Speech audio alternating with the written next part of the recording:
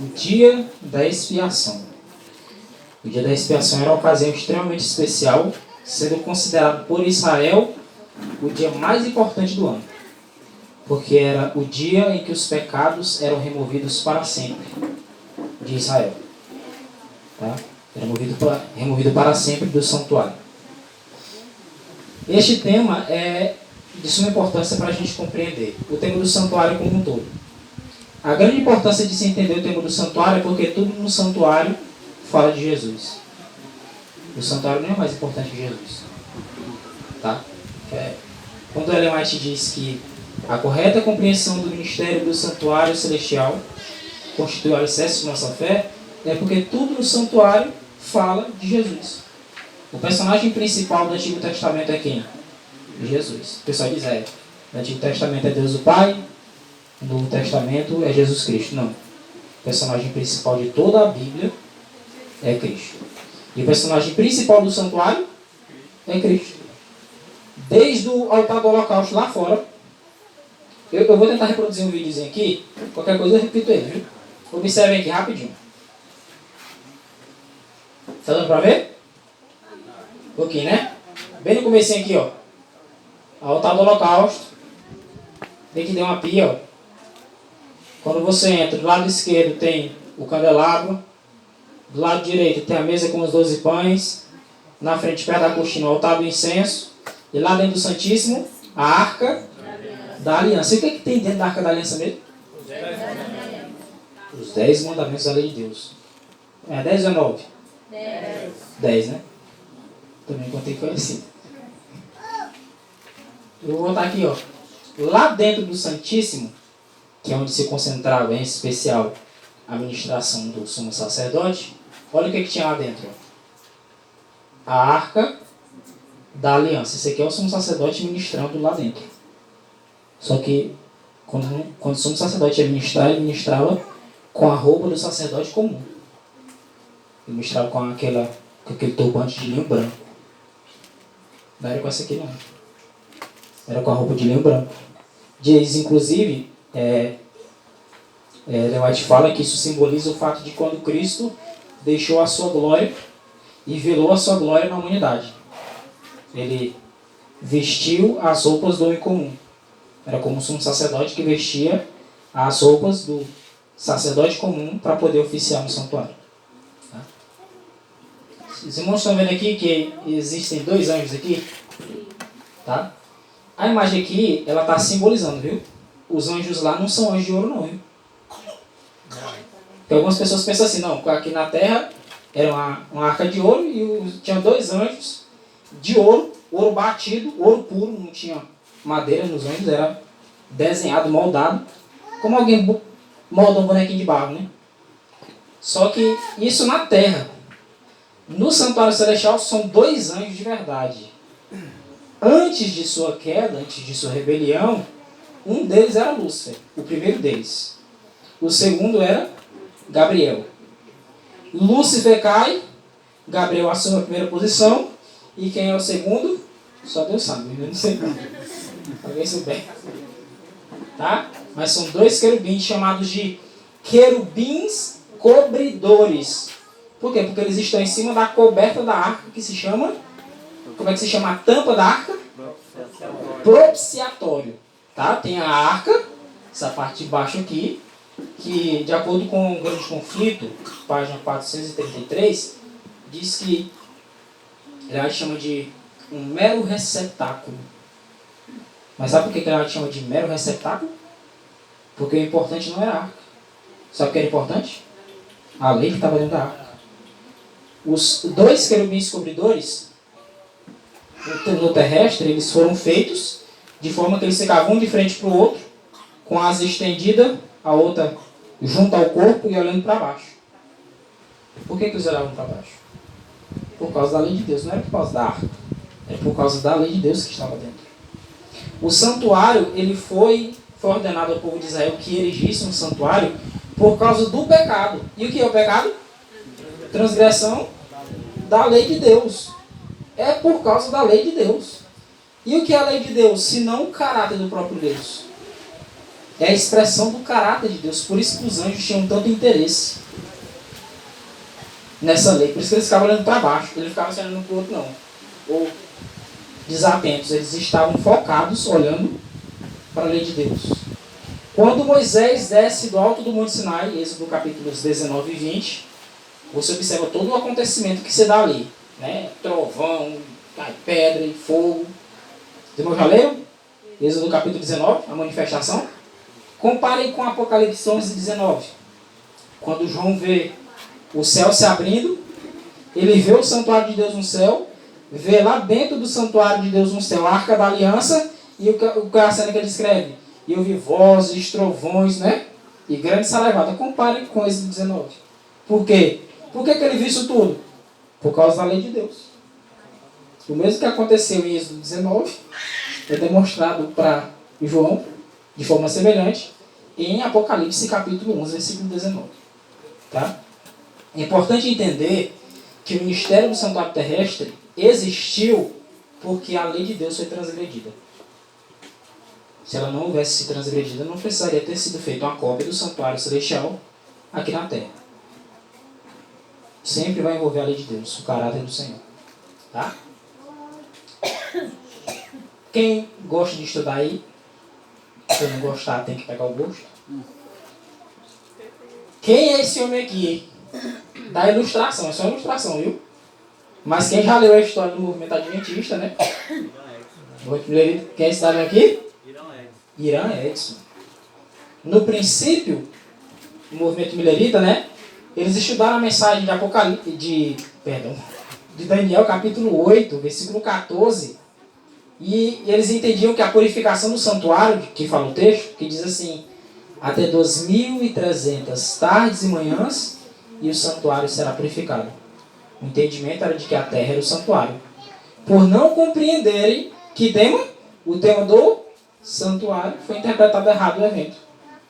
A data, a cronologia, tá? As datas, a contagem foi certinha. Mas o evento erraram porque não haviam estudado sobre o santuário. Depois é que eles foram analisar e disseram: rapaz, está aí a purificação do santuário, a purificação do santuário está descrita em Levítico 16. Aí foram estudar essa questão. E é por isso que hoje nós temos a doutrina do santuário. Porque os nossos pioneiros estudaram isso a fundo. Passavam noites em claro.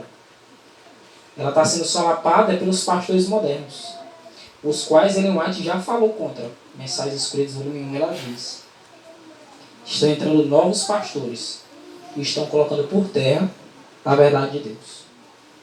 Várias doutrinas sendo rebaixadas por pastores novos. Não quer dizer só porque ele é novo, ele vai rebaixar, não. Mas essa nova safra de pastores, a grande maioria está rebaixando a verdade. Eles não voltam para os escritos dos pioneiros. É uma coisa que sempre que eu tenho oportunidade de estar com alguns irmãos, tenho oportunidade de transmitir a mensagem, eu costumo dizer. A pessoa diz assim: irmão, eu queria aprender isso assim, assim. Eu digo: pois, é sábado, eu vou falar de compra. Compre Bíblia, compre livro de Ellen White e compre livro dos pioneiros. Não, irmão, eu vou comprar o livro do pastor fulano de tal, que tem assim, a história, eu vou falar o nome, a história do pastor Luiz Gonçalves. Olha o livro que o pessoal está preocupado hoje. A história do pastor Ivan Saraiva, a história do pastor Leandro Quadros. Compre o livro dos pioneiros, meu filho. Esses homens que sabiam o que era estudar. Esses homens sabiam o que era estudar, passar noites em claro. Parava, estudava com um assunto que ele não entendia, botava o joelho no chão e ia estudar. Orava ao Senhor, pedia, clamava, como realmente estava com fome. Já viu um mendigo com muita fome? Vamos daquele jeito ali. Fome, dizia: Senhor, ajuda, não estou me entendendo. Hoje em dia a gente lê uma passagem e não entendeu, passa para outra. Depois a gente vê isso aí. Também não entende, passa para outra. Não faz como os pioneiros. Então hoje nós temos uma grande luz sobre o santuário por causa dos pioneiros adventistas, que a princípio não tinham entendido a mensagem do santuário, depois a sua mente foi voltada para esse assunto, estudaram, e por isso hoje nós temos conhecimento desse assunto. Tá? Então vamos lá, o dia da expiação. Levítico capítulo 16, versículo 34. Eu vou começar pelo final. Levítico 16, 34. Levítico 16 é o capítulo que fala em especial, e tão somente sobre o dia da expiação. Tá? O dia da expiação era um dia no ano. Era o 10º dia do 7º mês do calendário judaico. Era um mês chamado Tishrei, que para nós equivale, não é que significa, equivale a setembro, outubro. Tá? Nosso calendário chamado calendário gregoriano. Diz assim: isto vos será por estatuto perpétuo, para fazer expiação pelos filhos de Israel de todos os seus pecados. Como é que diz aqui? Uma vez no ano. Uma vez no ano. E fez Arão como o Senhor ordenara a Moisés. Arão não podia entrar no Santíssimo na hora que bem entendia. Assim como Moisés não podia mudar nenhum dos detalhes da construção do santuário, Arão também não podia dizer: eu vou dar uma volta lá no lugar santíssimo para me ver de novo a arca que eu achei bonita. Se entrasse, o que aconteceria? Morreria. O mandamento de Deus era na hora. Descumpria, era morte. Se entrasse alguém que não fosse Arão, que não fosse sumo sacerdote, morria também. Se entrasse alguém que não era sacerdote no lugar santo, morria também. Para ver a santidade de Deus, aproximar-se da habitação terrestre de Deus, era de forma que ele não tinha especificado na sua lei, significava morte. Tá? Então era um estatuto perpétuo, contínuo. Perpétuo não significa, irmão, então quer dizer que nós temos que continuar fazendo isso aqui. Porque o texto diz que é perpétuo. Era perpétuo enquanto durava a antiga aliança. Enquanto não viesse aquele que desse início ao antítipo. Alguns ainda defendem que a gente tem que comemorar dia da expiação, festa das trombetas, festa das cabanas. Do mesmo jeitinho que Israel celebrava. E eu afirmo sem medo de errar. Não é assim. Quando Cristo morreu na cruz, ele acabou com o sistema judaico de sacrifícios. Com todas as cerimônias que tinham que ver com o santuário terrestre, ó. Acabou. Acabou. Pegam alguns textos, isolam e dizem: não, irmão, tem que continuar celebrando a festa das cabanas. Tem que continuar celebrando o dia da expiação todo ano. Todo ano você tem que ficar contando a lua nova para poder saber que dia que vai dar o 10º dia do 7º mês. Hebreus capítulo 9, versículo 7. Em Levítico, Moisés disse que era uma só vez no ano. Paulo, aqui no livro de Hebreus, ele diz: mas no segundo compartimento, só o sumo sacerdote não podia entrar lá não, só o sumo sacerdote, uma vez no ano. Ó, os profetas estão falando a mesma coisa. Moisés e Paulo falam a mesma coisa. Não sem sangue. Não podia entrar sem sangue. O sacerdote não podia entrar sem sangue no santuário também. Assim como o sumo sacerdote também não podia entrar sem sangue no santuário. O que acontecia se entrar sem sangue? Morria. Essa morte aí tem um significado muito importante, viu? Pois é a questão que Cristo levou o sangue para o santuário celestial. Ele ia adentrar no santuário celestial, assim como o sumo sacerdote entrava uma vez por ano no santuário terrestre, ele ia entrar no santuário celestial, mas com uma diferença. Que ele era o tipo, né? Ele era o antitipo, né? Que ia entrar também num santuário que era o antitipo, e ia entrar com o seu próprio sangue, não com o sangue que era o sangue dos animais. Né? De animais. Ele fez a questão porque ele levou o seu próprio sangue. Porque Isso. ele necessitava agora de entrar no verdadeiro, ele como verdadeiro sacerdote, precisa entrar no verdadeiro com o verdadeiro sangue. Isso. É interessante isso que o irmão Severino falou, por quê? Porque era lei que o sacerdote e o sumo sacerdote só devia entrar no santuário com sangue. Porque isso apontava para o ministério de Cristo. Cristo, quando entrasse no santuário, ele não entraria sem sangue. Ele não entraria sem sangue. Então, por isso que a lei diz, ó, só pode entrar no santuário o sumo sacerdote uma vez no ano e não sem sangue. Não é sem sangue, não. Vocês lembram vou falar dessa forma que vai ser mais fácil para entender. Quando Moisés tirou água da rocha, houveram 2 ocasiões. Êxodo 17, números 20. Na primeira vez ele sai do Egito. Aí o povo está com sede, murmura. Aí o Senhor diz, Moisés, toca na rocha que ela vai dar água para o povo. Moisés, água para o povo roda. 40 anos depois, no mesmo lugar, quando eles estão perto de chegar, a fontezinha seca. O Senhor diz, vou provar de novo, ver se eles aprenderam a lição. Ver se eles estão lembrando. O povo murmura de novo. Moisés trouxe nós aqui para morrer, porque não sei o que, é melhor ter ficado no Egito, comendo carne. Lá nós estávamos melhor, sendo governado por Faraó, aquela conversa mole, né? Aí, Moisés de novo, Senhor, e agora o que faz? Fala a rocha. Fala, só fala. O que Moisés fez? Bateu de novo e bateu 2 vezes. Por que não era para Moisés bater de novo? Porque a rocha, entendem quem é a rocha aí? A rocha já foi ferida uma vez. Não era para ferir a rocha de novo. Jesus morreu uma vez só, não é 2 não, Moisés. Por que Moisés não entrou na terra prometida? Porque tu matou Jesus 2 vezes. Simbolicamente, viu? Tu não bateu na primeira vez? Ele não foi ferido? Ele morreu. Entre aspas, viu? Ali no episódio da rocha. Na próxima vez, só fala. Cristo morreu uma vez. Para ele atender nossas orações, ele tem que morrer de novo. O que nós faz? Fala. Ora. Igual na rocha. Moisés bateu, o Senhor disse, poxa, não vai entrar não. Tu quebrou o símbolo. Moisés morreu, ressuscitou porque se arrependeu, né? Teve arrependimento do que tinha feito. Morreu, o Senhor foi lá e ressuscitou.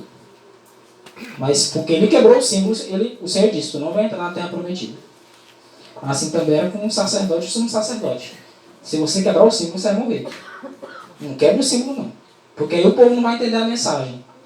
O santuário terrestre era uma forma didática, era uma aula para o povo de Israel de como seria o plano da redenção em realidade. Era uma aula. Tudo que o sacerdote ia fazer tinha que ser de acordo com o que o Senhor tinha revelado para Moisés. Olha, é assim, assim. Olha o que foi que o texto diz aqui, ó. Isto vos será por estatuto perpétuo, para fazer expiação pelos filhos de Israel, de todos os seus pecados, uma vez no ano. E fez Arão como o Senhor ordenara a Moisés. O Senhor falou para Moisés, Moisés disse para mim, Arão, sim, Senhor, você fez desse jeito. Se fizer diferente, Deus não aceita. Lembra que o Marquinhos citou, nas primeiras horas do sábado, no tema sobre a oração no santuário, a questão de que Deus não aceita qualquer oferta. Ah, mas é do jeito que eu quero dar. O Senhor não recebe. Você assim tinha aceitado de Caim. É. Vou até o exemplo que o Marquinhos citou, né? Não é como eu quero, não.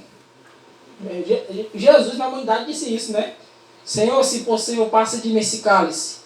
Todavia não seja como eu quero, mas como tu queres. Tem que ser de acordo com o que o Senhor disse. Da forma que o Senhor disse, eu quero meu louvor assim, assim, assim, assim. Vai ser desse jeito, Senhor. Não, vou mudar uma coisinha aqui que eu acho que ele vai ficar melhor. Se Deus disse de um jeito, como é que eu, um miserável pecador, vou conseguir aperfeiçoar o que Deus fez?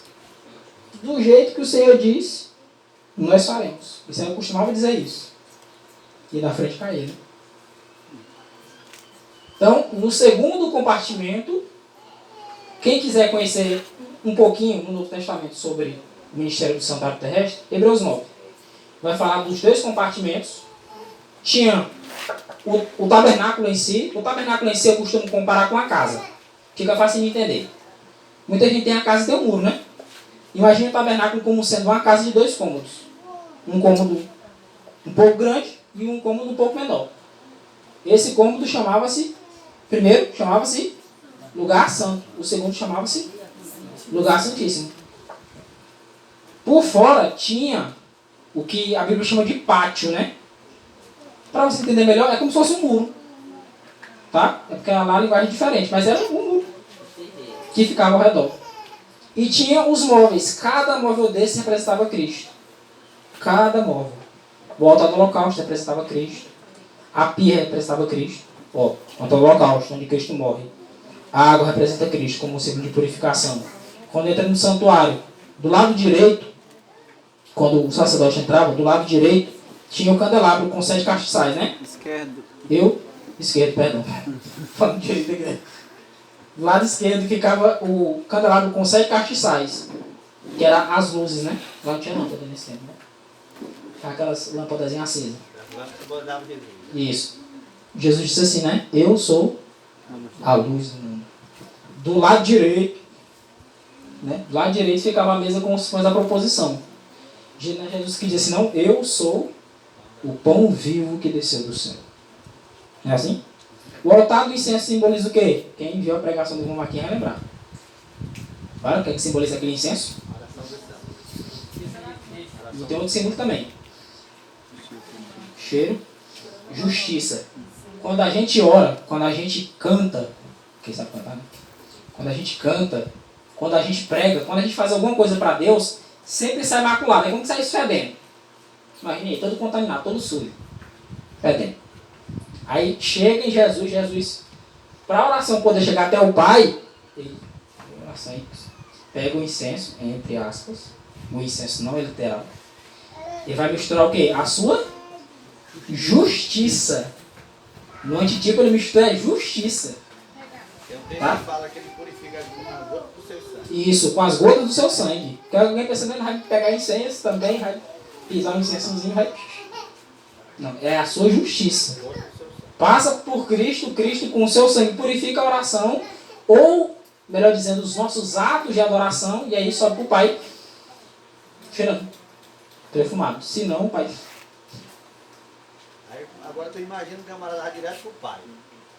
Não chega nem lá. É basicamente o Pai faria. Não chega nem lá. Fedendo a pecado aqui, ó. Ninguém vai ao Pai senão por mim, então não chega nem lá. É verdade. Então, no primeiro compartimento, o que é que acontecia? Eu estou falando isso aqui para entender, porque para a gente falar só do primeiro sem falar só do segundo sem falar do primeiro, né? No primeiro compartimento, o que é que acontecia? No primeiro compartimento entrava os sacerdotes. Tinha Arão, que era o sumo sacerdote, quando o sacerdócio foi escolhido por Deus, né? Tinha Arão, que era o sumo sacerdote, irmão de Moisés, que era levita, tá? E tinham os 4 filhos de Arão. Que era Nadab, por ordem de idade. Nadab, Abiú, Eleazar e Tamar. Esses 4 filhos eram sacerdotes. Esses 4 só podiam entrar no primeiro compartimento. Ou primeiro cômodo, para ficar mais fácil. E Arão podia entrar no lugar santíssimo. Os sacerdotes não podiam entrar no segundo compartimento. No ministério diário, quem trabalhava? Os sacerdotes. O povo ia lá sacrificar algum animalzinho, confessava o pecado em cima deles. Dizia, Pai, Senhor, eu menti, eu fiz isso. O pecador matava, dependendo de quem tinha cometido o pecado, tinha isso ainda, o sacerdote aparava o sangue e entrava para dentro do santuário. Quando ele chegava, ele aspergia na cortina, no segundo véu. Por que segundo véu? Porque para entrar no santuário não tinha porta. Igual, por exemplo, tem um banheiro ali, tem na casa, né? Tinha umas colunas de ouro e tinha um véu. Você puxava um... Isso. Tinha o primeiro véu, que era o véu de entrada no santuário, e tinha o segundo véu. Por isso que o Marquinhos falou do segundo véu. O segundo véu é o véu que separa o santo do santíssimo. Ele ia lá e aspergia. E passava aqui nos chifres do altar do incenso, que tinha um chifrezinho. Tá? Como todo dia acontecia isso, os pecados iam sendo transferidos para o santuário. Tá? Ou seja, eu confessei o pecado no animal. Matei o animal. O sangue agora é como se tivesse contaminado pelo pecado. E estava dizendo, ó, essa pessoa morreu. O sacerdote entrava e... Só que o pecado, como bem foi dito pela manhã, não tinha sido retirado de Israel. Ele estava no meio de Israel, ele estava dentro do santuário. Todo dia, além do sacrifício da manhã, 9 horas, de tarde, 3 horas, esses 2 sacrifícios tinham vários outros. Várias pessoas levavam sacrifícios por pecados, oferta de paz, oferta de comunhão, oferta de gratidão. Tinham vários tipos de ofertas. Então, o pecado era transferido do pecador para o animal e do animal para o santuário. Em alguns casos, era transferido para quem? Vamos lá? O sacerdote. Havia ocasiões em que o sacerdote comia a carne, mas ele não entrava. Se ele não entrasse com sangue, ele não podia comer a carne e entrar no santuário. Ele tinha que entrar com sangue. Se ele não entrasse com sangue, ele tinha que comer a carne. Então o pecado ficava sendo transferido para o santuário. No dia da expiação, uma vez no ano, no 10º dia do 7º mês, o pecado seria tirado do santuário e colocado para longe de Israel. Que é o que Cristo está fazendo hoje, no santuário celestial. Tá? Vai chegar lá. No caso aí, Maurício, desse dia aí era colocado sobre o bode, né? Isso, sobre o bode mensal. Mais à frente a gente vai conseguir abordar essa questão. Em nome de Jesus. For do querer de Deus, né? Chega até lá. Então, o sumo sacerdote terrestre não entrava sem sangue, que oferecia por si mesmo e pelas culpas do povo. Ele oferecia por quem? O sumo sacerdote da terra. É porque tem gente que diz assim, irmão, do mesmo jeitinho que era no santuário terrestre, tem que ser no santuário celeste. Eu digo, tá errado. Tá errado, vai com calma. Do mesmo jeitinho, eu digo, no terrestre, o sumo sacerdote oferecia o sangue do novilho por ele. Jesus tinha que oferecer sangue por pecado dele. O sumo sacerdote oferecia por ele e para a casa dele. Jesus tem que oferecer sacrifício por ele, por cometimento de pecado? Não tem. No caso, Maurício, o sacerdote não tinha que ter nenhum pecado. Hipótese alguma. Se ele estava, você morria. No caso, quando ele comia aquelas porções lá, que eram ofertas que ele poderia estar comendo para transferir o pecado para ele, agora ele tinha que matar esse novilho aí, ó. Porque ele tinha que adentrar lá no lugar santo, né? E ele tinha que entrar com sangue. Se ele entrasse sem, ele... Tem uma parte lá, se eu não me engano, que ele molhava a ponta da orelha dele também com sangue, desse sangue que ele matava.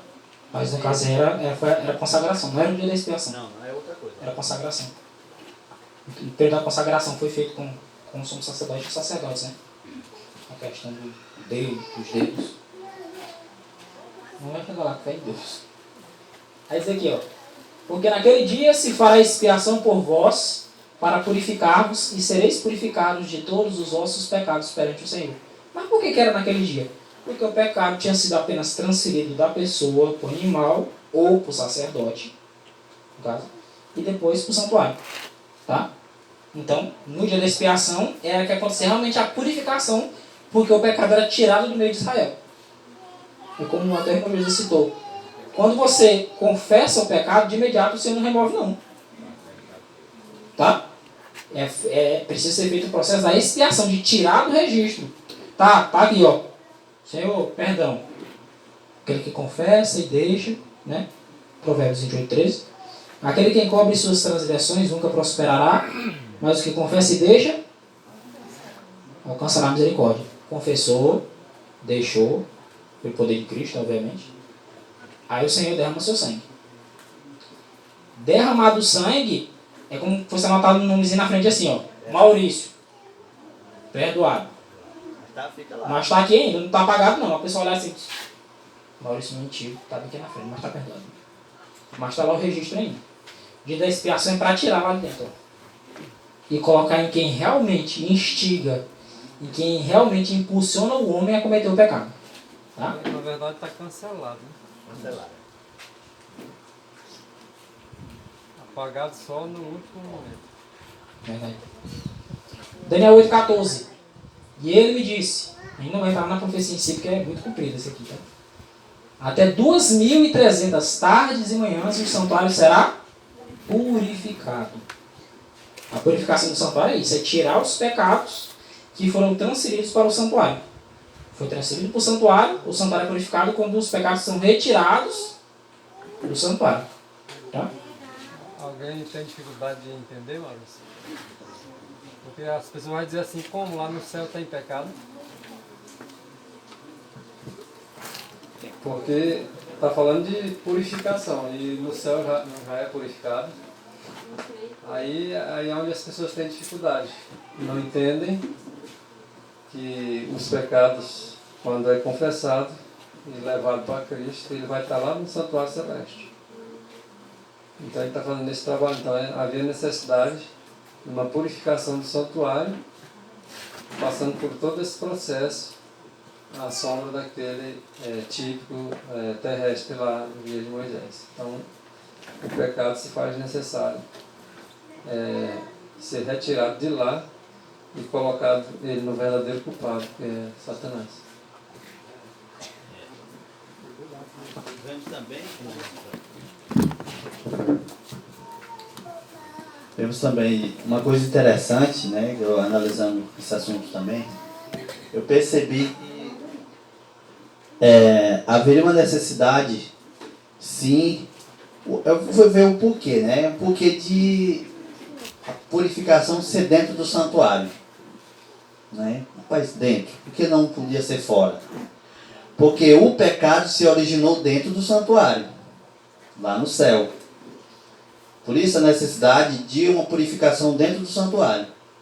E outra, como o Marcelo falou, a purificação do santuário celestial não é que lá tem pecado.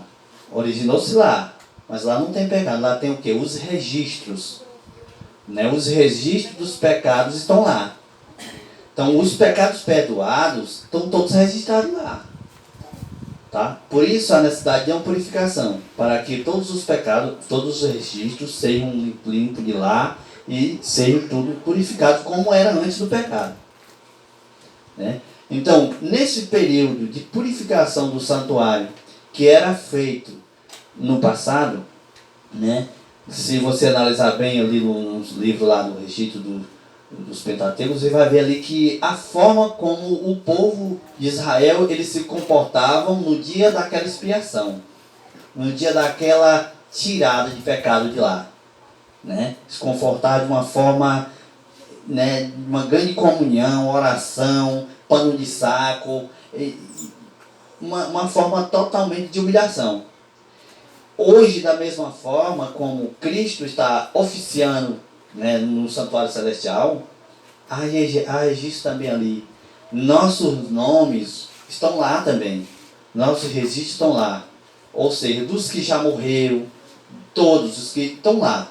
Jesus começou pelos mortos. Não sabemos quando passará para os vivos, né? Mas todos os nossos registros estão lá. E hoje, vivendo no dia da expiação, nós também temos que fazer igual a eles lá, o povo de Israel. Se consagrar a cada dia. Cada dia hoje melhor do que ontem, amanhã melhor do que hoje, porque o nosso nome pode ser qualquer hora passado e revisto no céu. Tem um detalhe, na verdade os pecados são transferidos em realidade, no sangue de Jesus.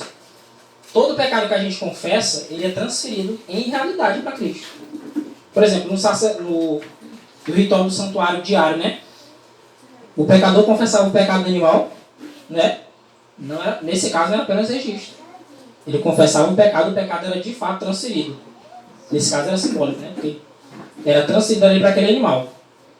O sangue daquele animal simbolizava que o pecador havia morrido, porque o pecado foi transferido do pecador original para o animal.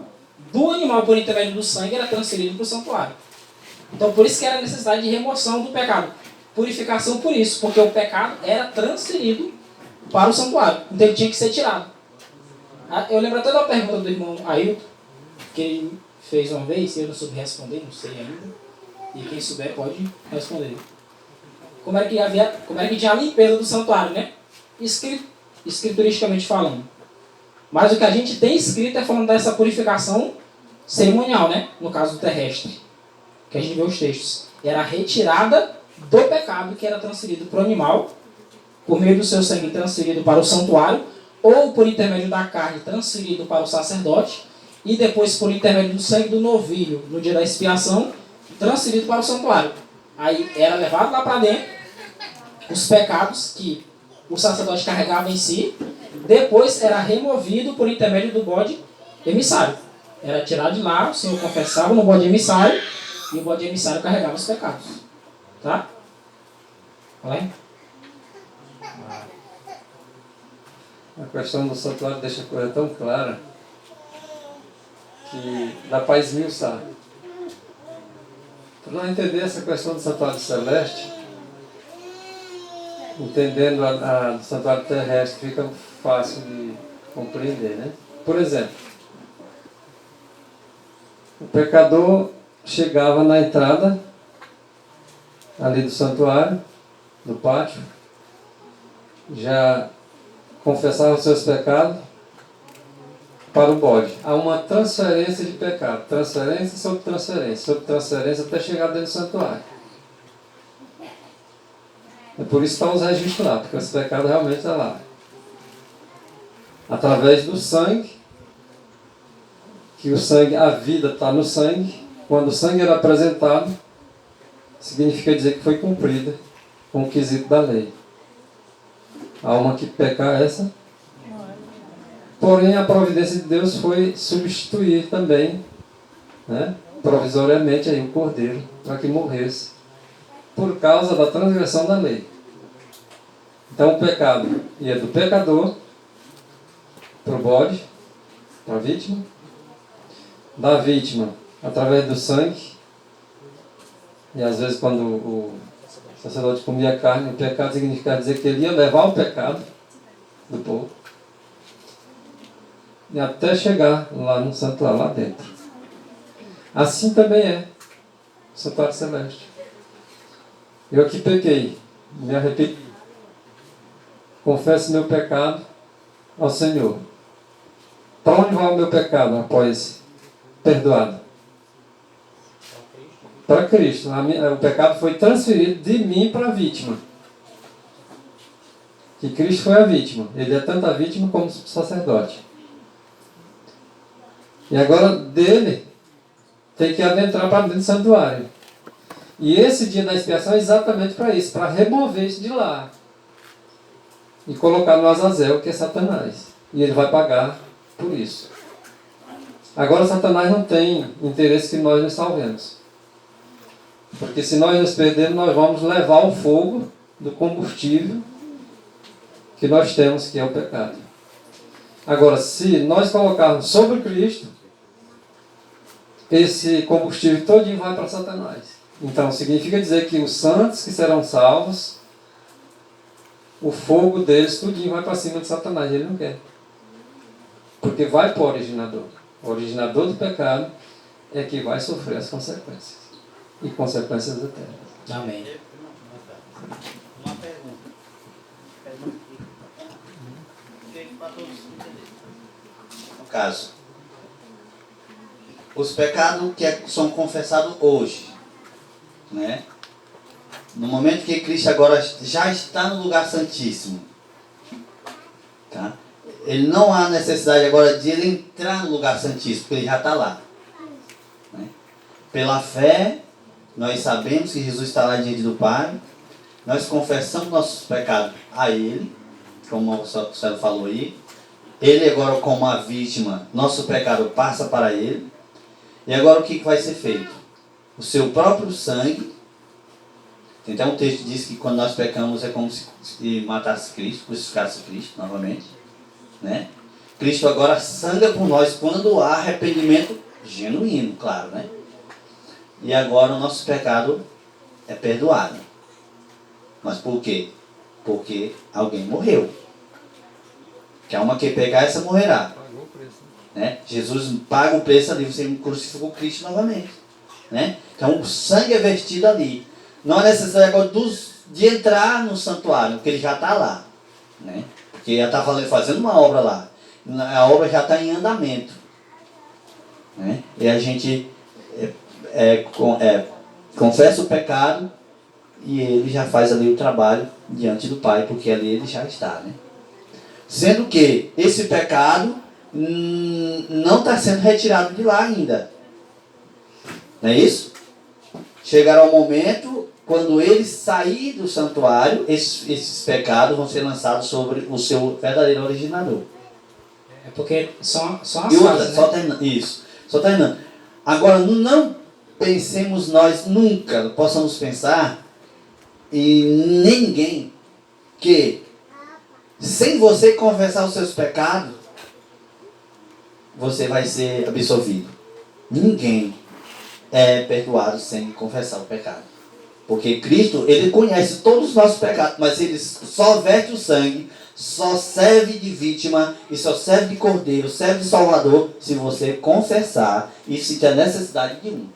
Tem que haver a transferência. Tem que haver transferência. Se não houver transferência, você morre com o seu pecado. Seu pecado será levado sobre si mesmo. Verdade. Um ponto interessante, a gente vai chegar lá e eu vou mostrar o texto para os irmãos verem.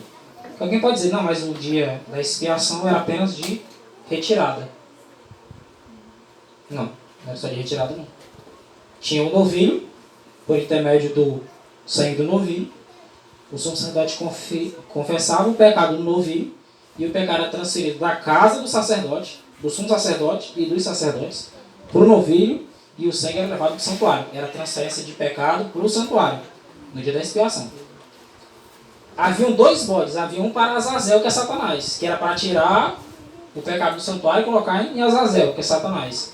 Mas também tinha um bode para o Senhor, que era o primeiro. Então, de novo, havia mais uma transferência de pecado para o santuário. Então alguém pode pensar no que os irmãos falaram aqui. Bom, mas nesse momento ele não está tirando ainda, né? Não, porque a primeira fase do dia da expiação é o quê? É a transferência para lá. No final do dia da expiação é que acontecia o ato do sumo sacerdote sair, confessar o pecado do bode Azazel, o bode emissário. Aí o bode emissário ia ser levado para o deserto por um homem designado para isso, tá?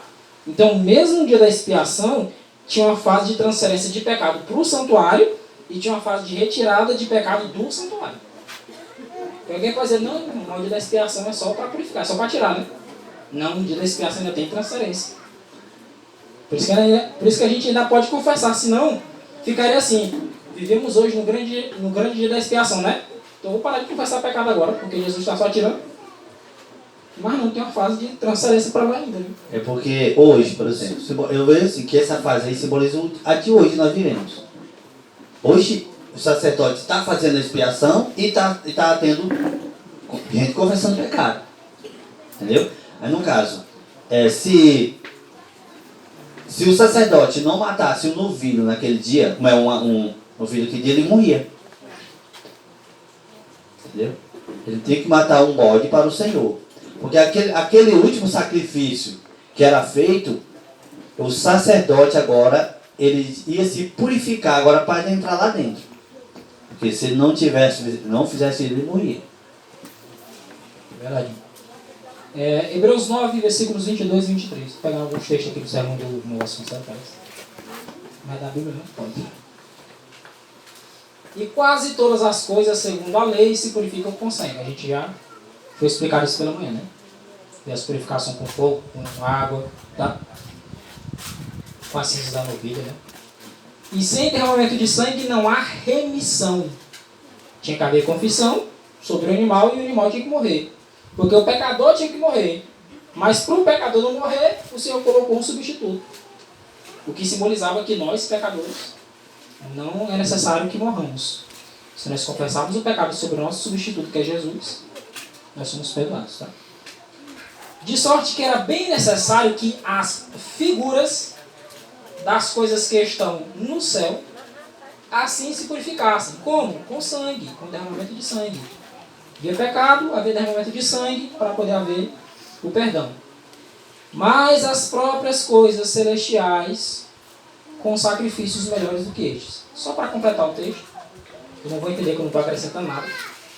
As figuras das coisas que estão no céu, ou seja, o santuário terrestre, era purificado com sangue de animais. Tá? Mas as próprias coisas celestiais não dá para ser purificado com sangue de animal. Tinha que ser com sacrifício melhor do que estes dos animais, que eram feitos vários. Só num dia eram feitos diversos. E qual é o sacrifício superior e melhor que foi feito para se levar o sangue lá para dentro? De Cristo. Todos os animais que morriam apontavam para Cristo. Tá? Isso demonstra necessidade contínua. No santuário, de manhã e de tarde, todo dia, de manhã e de tarde, de manhã e de tarde, de manhã e de tarde, de manhã e de tarde, de manhã e de tarde. Tinha. Fora as festas que havia em Israel, né? Eu costumo chamar de feriado para o pessoal entender melhor. Que tinham sábados cerimoniais, eram dias exclusivos de adoração. Em que muitas vezes era sacrificado 7 cordeiros de uma vez, em vez de 1 ou 2, né? Eram feitos 7 sacrifícios de animais. Tá? Então as coisas da terra eram purificadas, o santuário terrestre era purificado com sangue de animais. As coisas celestiais, ou seja, o santuário celestial, para onde estão sendo transferidos os nossos pecados, tem que ser purificado com um sacrifício melhor. E não tem sacrifício melhor do que o de Jesus. Não é verdade? Porque a agora o tipo ia contar onde? Hebreus 8:5. Os quais, está falando dos sacerdotes, servem de exemplo e sombra das coisas celestiais. Obviamente isso aqui não se aplica tão somente aos sacerdotes e ao sumo sacerdote. Também aos móveis. Os móveis que tinha aqui no santuário terrestre é porque havia no celeste. Êxodo capítulo 25, versículo 9. Farás tudo de acordo com o modelo do tabernáculo e a mobília que eu te revelar. Não era só o tabernáculo, a mobília também. E também os sacerdotes tinham que trabalhar de uma forma a apontar para como iria trabalhar Jesus. Tá ok? E diz, como Moisés foi divinamente avisado, estando já para acabar o tabernáculo, porque foi dito, olha, faze tudo conforme o modelo que te foi mostrado no monte. Isso aqui está em Êxodo, capítulo 25, versículo 40. Tá? Também. Eu quero dar ênfase nesse negócio aqui. Ó. Palavrinha essa aqui? Eu vou perguntar só para ver se vocês estão atentos. Viu? Que palavrinha essa aqui? Sombra, muito bem. Para não deixar ninguém dormir. Hebreus 10:1. Porque tendo a lei a sombra, escutei só duas pessoas falando. Porque tendo a lei dos bens futuros, é sombra dos bens lá na frente. E não a imagem exata das coisas, mas essa lei aqui, irmão, é a lei moral aí. Não, meu filho, lei cerimonial, pelo amor de Deus. Em que lei moral é sombra? Nunca pelos mesmos sacrifícios que continuamente se oferecem cada ano, pode aperfeiçoar os que a eles se chegam. Esse sacrifício não aperfeiçoou. Por isso que é necessário ser colocado uma aliança melhor. Nova aliança. É uma aliança melhor. Hebreus 10:4, que o irmão Vasconcelos citou, porque o sangue de touros e bodes não pode, não consegue, não tem eficácia para remover pecado. Se fosse assim, não tinha mais nem mal na terra, né? Porque tem pecado que o povo comete. Aí vamos entender esse negócio da sombra? Como é que não entender, irmão? Ó, aulinha. Vamos ver isso aqui. Eu botei em branco, foi de propósito, viu? Tá? O que é aquilo lá, ó, lá na frente? É o quê? Sombra na mão. É a sombra da minha mão. Tem até um ditado filosófico que diz: a sombra de uma coisa não é a coisa em si, viu? Mas será que daria para dizer que ali é o pé? Ou dizer que isso aqui é a mão? Não dá para diferenciar? É por isso que o texto diz, ó. Os quais servem de exemplo e sombra, porque olhando para o ministério do sacerdote, do sumo sacerdote, os móveis do santuário, você consegue distinguir, você consegue dizer, rapaz, vai ser assim. Mas na sombra, dá para dizer se eu estou com unha ou sem unha ali? Não. Dá para ver minhas unhas aqui? Dá? Vou botar até esse lado maior. Dá para ver a unha? Dá para ver a marquinha que tem no meio da mão? Essa marquinha aqui que parece um M, né? Não dá não. Assim também, meus irmãos, o santuário terrestre, o serviço do sacerdote, do sumo sacerdote, não apontava perfeitamente, sem nenhuma diferença, para o santuário celestial. É por isso que não dá para dizer, Jesus entra no lugar santíssimo todo ano, igual o sumo sacerdote. Meu filho, o sumo sacerdote era homem, pecador, sujeito à morte. Jesus subiu ao céu, imortal, com a natureza humana, mas ele é imortal, é diferente. Só quando a família de Arão foi escolhida, eram 5 que trabalhavam no santuário. 4 sacerdotes e um sumo sacerdote. Aí Jesus é 4 sacerdotes, é?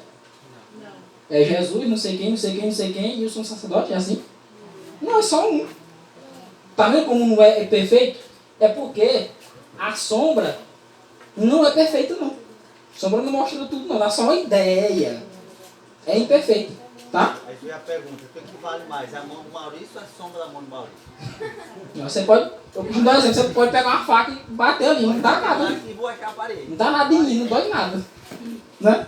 Não altera, né, mas E isso não altera nada. Cristo em seu santuário, página 36.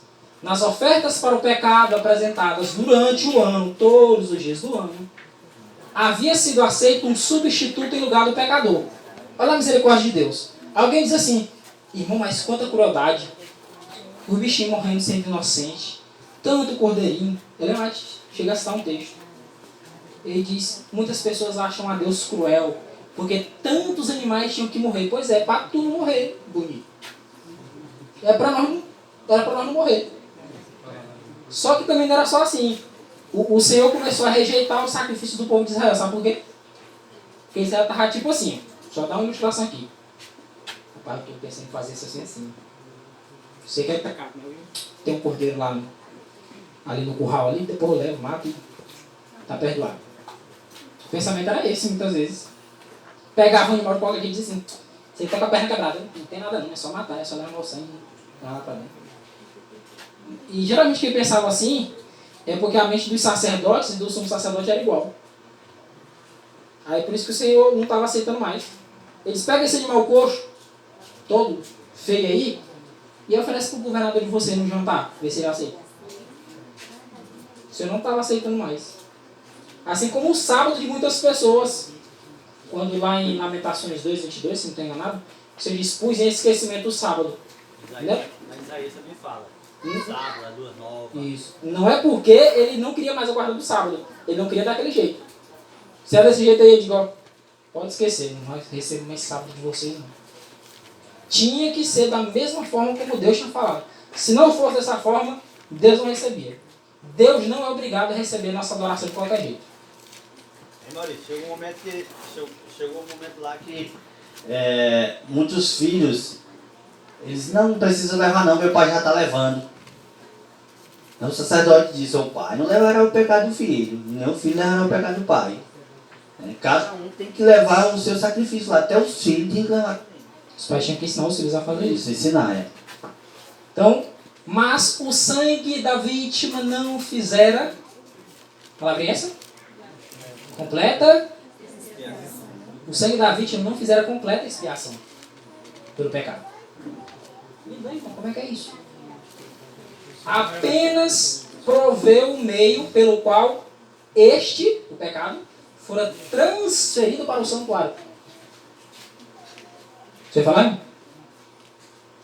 Sim. Não aperfeiçoava nada, porque era símbolo. Isso aí. Apenas era uma transferência mesmo. Isso. Isso aqui aponta para o ponto que o irmão Vasconcelos chamou a atenção pela manhã, que é a questão de a expiação não foi completa na cruz. Foi uma parte. Quando Cristo morreu na cruz, ele proveu o sangue por intermédio do qual o pecado será transferido para o santuário. Quando ele vai para o santuário, que em 22 de outubro de 1644 ele passa para o Santíssimo, aí ele vai fazer o papel de tirar, ele vai completar a expiação, ó. Ele vai transferir um pecado e no finalzinho da expiação ele vai tirar. A morte da cruz foi para prover o sangue da vítima para transferir o pecado para o santuário. Lá ele estava. Pecou, confessou, se arrependeu de fato, está aí o sangue. Foi provido o sangue ali. Aí eu lembrei do que o irmão falou, a tigelinha. Irmão, eu não lembro de Jesus falar em algum lugar que Jesus levou tigela, né? Um vaso. Ia ter interessante, quem quiser. Mas tem o vaso sanguíneo, né? Não deixa de ser vaso, né? Lembrando mais uma vez, a sombra não expressa perfeitamente a realidade. Não tem como. Isso é querer demais. Queria que ele tivesse levado uma baciazinha. Rapaz, cadê o texto? Jesus levou uma cuiazinha, uma bacinha de barro, alguma coisa? O texto de Lamentação é 2:6, mano. 2:6, né? Pois esquecimento do sábado. Levítico 16:2. Vamos lá.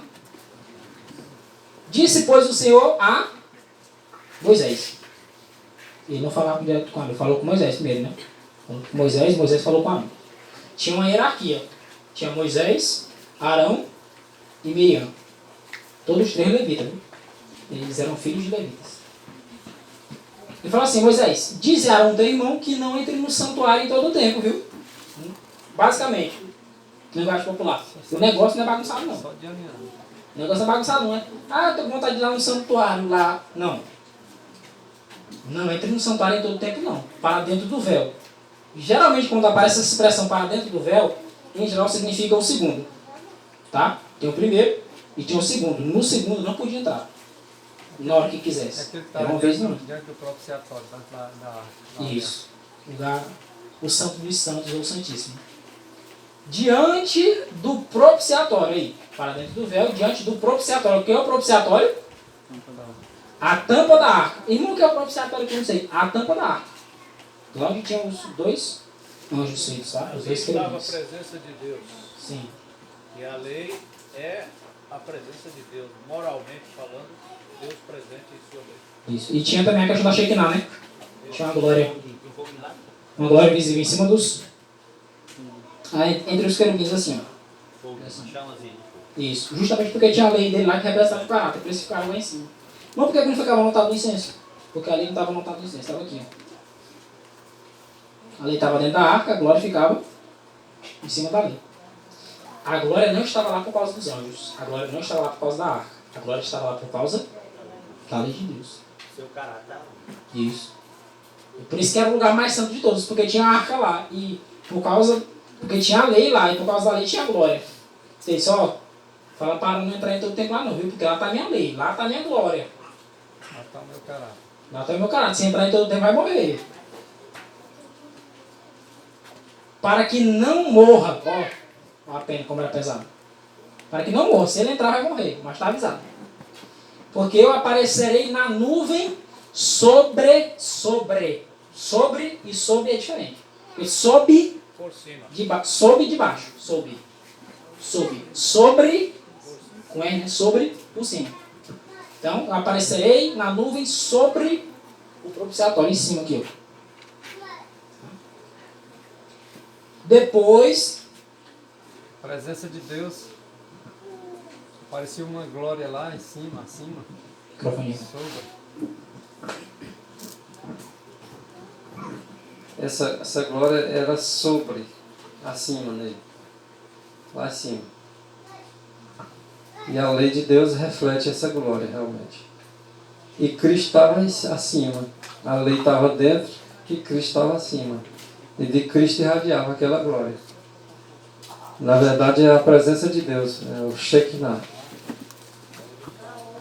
Se você tentar achar a trindade, você não vai achar não.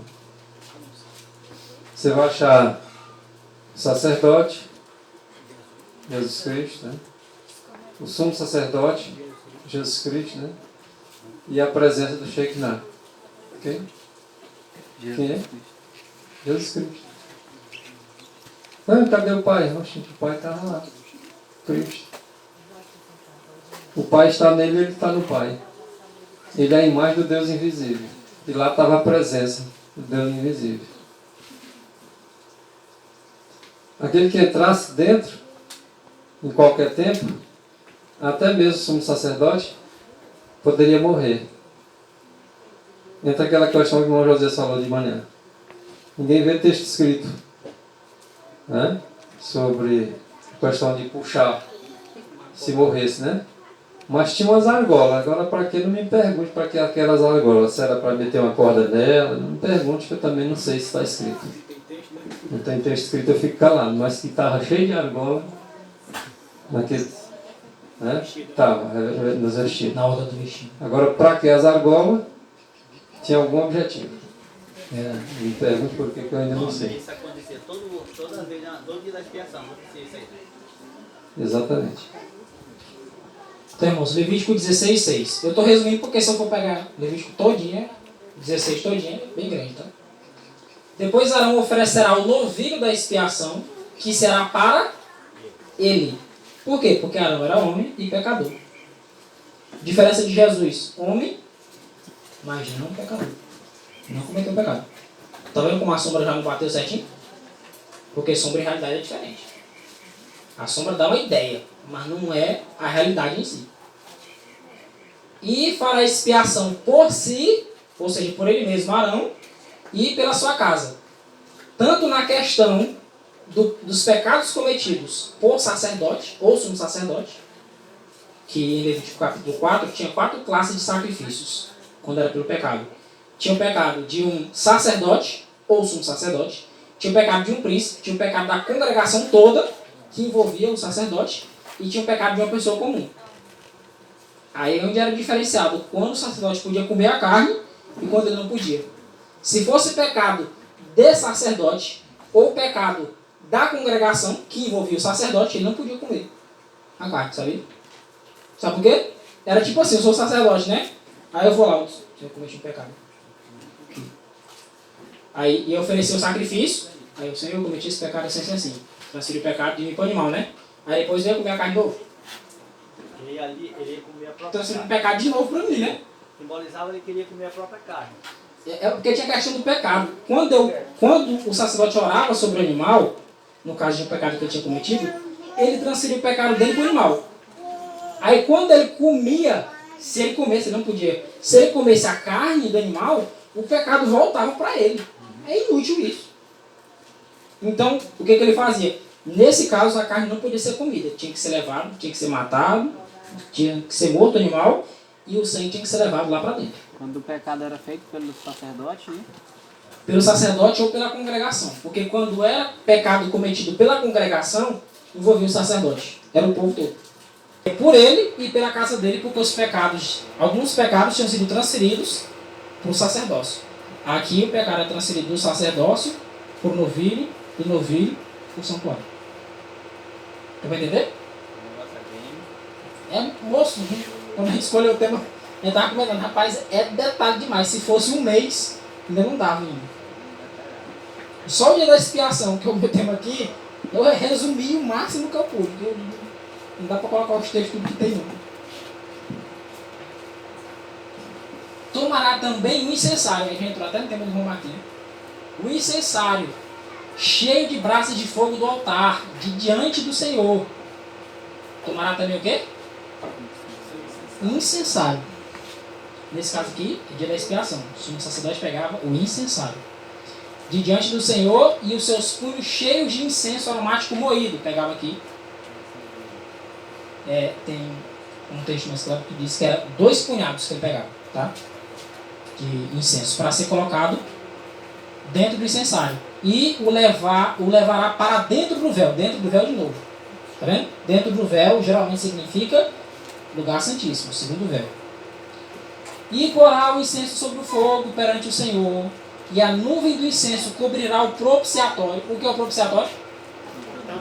A tampa da arca, que está sobre o testemunho para que não morra. Quando ele entrava, ele pegava esse punhado de incenso, botava no incensário, que era para fazer aquela fragrância. Ali, simbolicamente, a justiça de Cristo estava cobrindo o sumo sacerdote. Não vai morrer não, porque a minha justiça está cobrindo ele. Tá? Versículo 7 e 8, Levítico 16 ainda. Também tomará ambos os bodes e os porá perante o Senhor à porta da tenda da congregação. Porta da tenda da congregação é lugar santo, viu? Bem na frente ali. Era feita, lançado sortes entre os 2 bodes. Agora o que eu acho interessante, era lançado sorte entre os 2 bodes, uma para o Senhor e a outra pelo bode emissário. Quando nós dizemos, e estamos falando biblicamente, que o bode emissário é Satanás, você diz, não, o bode emissário é Jesus, só que em outra fase. Então por que uma sorte para o Senhor e outra para outro bode? Tinha que ser assim, uma sorte para o Senhor e outra para o Senhor de novo. É assim? Tá vendo como tem uma contradição? Vamos aí. O microfone. Liga.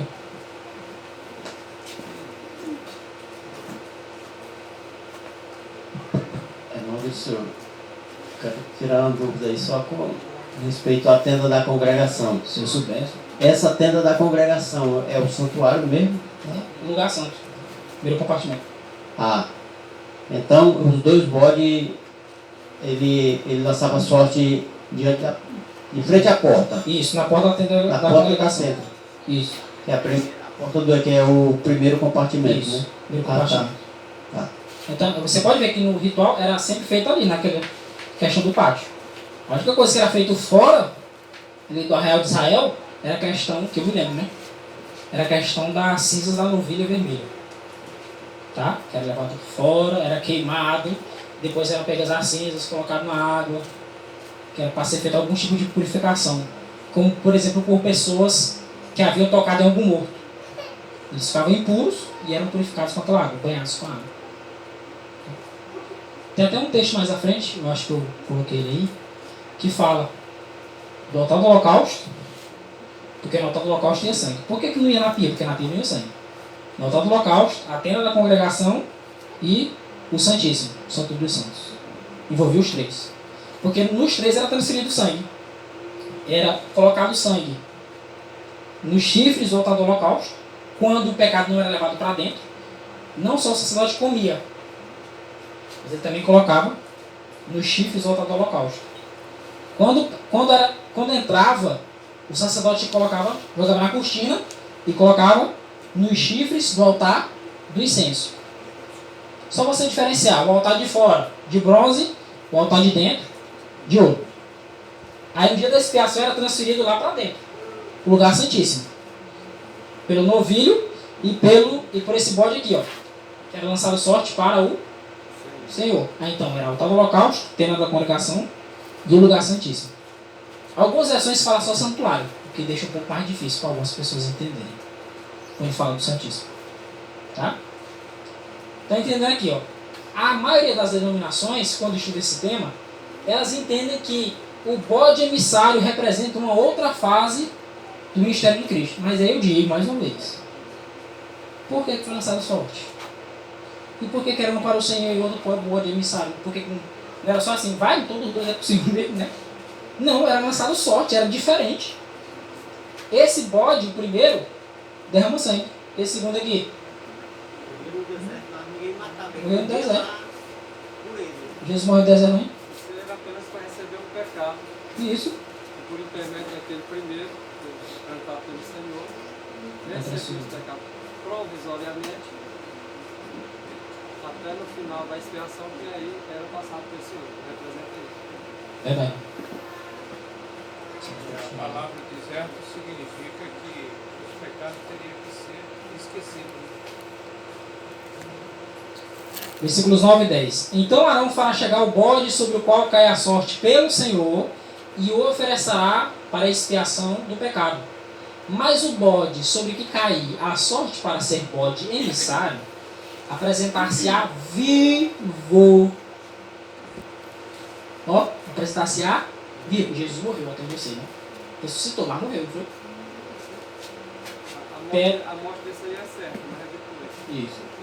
Desse é Verdade. porque havia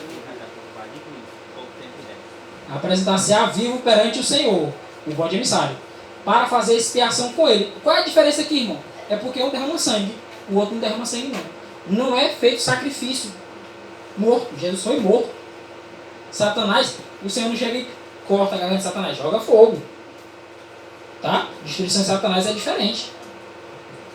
A fim de enviá-lo ao deserto como bode emissário, um bode enviado. Bode enviado. A outra expressão que algumas versões mencionam, que é o bode Azazel. Azazel. Na cultura judaica, se você perguntar para o judeu, Azazel é o nome de um demônio. Aí você dizer que Jesus é demônio, pelo amor de Deus. Não bate.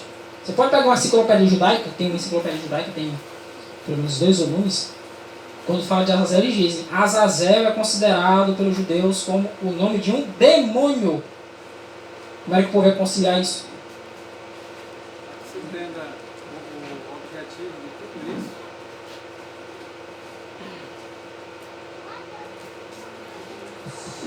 É necessário compreender, né?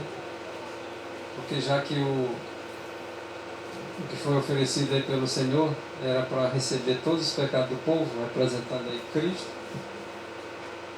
através de uma transferência de pecado e até o resultado final, que para o pecado não tem jeito não. O único jeito para o pecado é fogo mesmo. Ele vai só transferindo. Não, aqui não, o pecado ele vai sendo transferido. A solução final é só o fogo. Mas por enquanto ele está sendo transferido.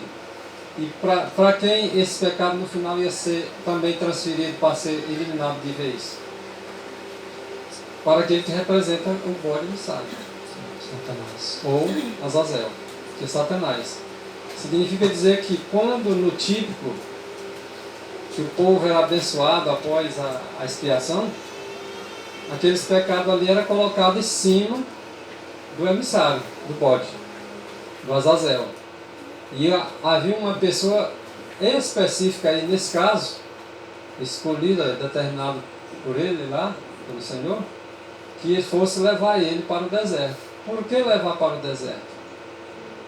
Para que ele morresse solitário.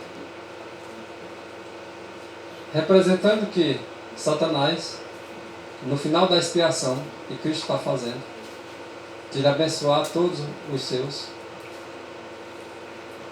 E agora esse pecado de todos esses que foram abençoados serão colocados sobre Satanás. E aí vocês conhecem o estudo do milênio, né? Quando Cristo vier, ele vai levar os que estão vivos nele, os que morreram nele, na verdade, vão ficar descansando por 1000 anos, que é o período que vão ficar lá no céu. Os ímpios, todos eles vão ser eliminados, como esterco, vão ficar em cima da terra. E os que morreram sem Cristo não ressuscitam ainda, até que se complete 1000 anos. Os mortos em Cristo ressuscitam, né? Mas os que morreram sem Cristo não ressuscitam, até que se complete 1000 anos. E os que estão vivos, na verdade, primeiro esperam os mortos em Cristo ressuscitar, e agora juntamente são levados, não é assim? Mas fica os ímpios, mas fica morto. E a terra vai ficar um abismo, porque o Senhor vai tirar, segundo está escrito em Jeremias, o sol, a lua, os luzeiros. Vai ficar uma escuridão total, trevas total. Satanás foi lançado dentro do abismo. Onde é que ele está hoje? Ele está perturbando um e outro, mas ele está nas alturas aqui. Ó. Não está lá no céu, que de lá ele foi expulso. Mas não deixa de estar nas alturas dos céus aí. Porque é o que está lá em Efésios, o apóstolo Paulo dizendo. E ele vai ficar restrito, lançado restritamente à terra, que está nessa ocasião um abismo, e ele vai estar solitário, ele e os anjos dele. É por isso que representa. O Antigo Testamento, ele lança luz sobre o Novo. E o Novo, exatamente, é uma conexão exata com o Antigo Testamento. Você dá para harmonizar e entender perfeitamente. E a verdadeira compreensão do santuário. Olha que fundamento. Quem estiver buscando entendimento do santuário está sendo fundamentado naquilo que deveríamos estar fundamentado como os pioneiros estão. Verdade. Só complementar um pouquinho, como o falou aqui, quando ele diz que ele vai fazer ele descer, né, irmão? O propósito de Lúcifer, qual é lá no céu? Subir acima das estrelas. Quem garante que aqui também está acima das estrelas e será lançado por terra? É o que nós vemos escrito, né, irmão? Será lançado por terra. E ali onde vai ficar restrito. Pegando aqui o gancho. Ele queria ficar acima das estrelas, acima dos anjos, acima dos santos. E agora ele desce. E os santos sobem, ele vai ficar abaixo das estrelas. Amém. Para se cumprir o que Jesus disse, o que se humilha será exaltado, os que se exaltam será diminuído. Ele vai ficar sob as estrelas e não sobre as estrelas. Vamos lá para o bode para o Senhor. Depois degolará o bode, vamos entender. Levítico capítulo 16 não segue ordem cronológica. Não segue ordem cronológica. Se você tentar colocar na ordem cronológica, você vai bagunçar tudo. Tá? No momento ele está explicando um detalhe, no momento ele explica outro, no momento ele volta para esse detalhe e vai louco. Por isso que um pouco aqui, um pouco ali. Isso tem que examinar, senão. Um pouco lá, volta um pouco aqui, vai um pouco ali. Verdade. Então, depois degolará o bode da expiação, que será pelo povo, e trará o seu sangue para dentro do véu, para dentro do lugar santíssimo, e fará com o seu sangue como fez com o sangue do novilho, e o espargirá sobre o propiciatório e perante a face do propiciatório. Aí, é 7 vezes sobre o propiciatório e 7 perante a face do propiciatório? Não. É igual a questão do nome na coxa de Jesus, né, irmão? Rei dos reis, Senhor dos senhores, de Apocalipse 19. Tá na coxa, o pessoal fica perguntando, né? Está sobre a coxa ou não está? Defender a tatuagem, né? Tá sobre a coxa mesmo. Só que tá no vestido Algumas sobre a coxa. Sobre a altura da coxa. Sobre a coxa. Sobre suas vestes, a altura da coxa. Verdade. O pessoal pode pegar qualquer gancho para. Está na veste. Isso, é na veste. A escrita está na veste, Rei dos reis, Senhor dos senhores, a altura da coxa. É, Maurício? Não é na coxa. Algumas versões diz coxa porque os tradutores entenderam assim. É assim. No dia da expiação, era aspergido o sangue na cortina, Não, no dia da expiação era o sacrifício era no sacrifício diário. diário. No dia da expiação, era sobre o propiciatório. Era diferente. Só alguns detalhezinhos, né? No ritual diário, o sangue que era levado para dentro do santuário era aspergido na cortina e era molhado os chifres do altar do incenso, que eram 4 chifrezinhos, né? Ele era quadradinho assim, em cima, né? Tinha 4 chifres, um em cada pontinha. Molhava aqui e era aspergido na cortina, porque o sacerdote não podia entrar. Mas o sumo sacerdote precisava entrar e virar de costas, né? Ele entrava aqui e ele aspergia sobre o propiciatório. Perante o propiciatório não quer dizer que é 7 vezes aqui e 7 aqui não. Está falando a mesma coisa. Tá?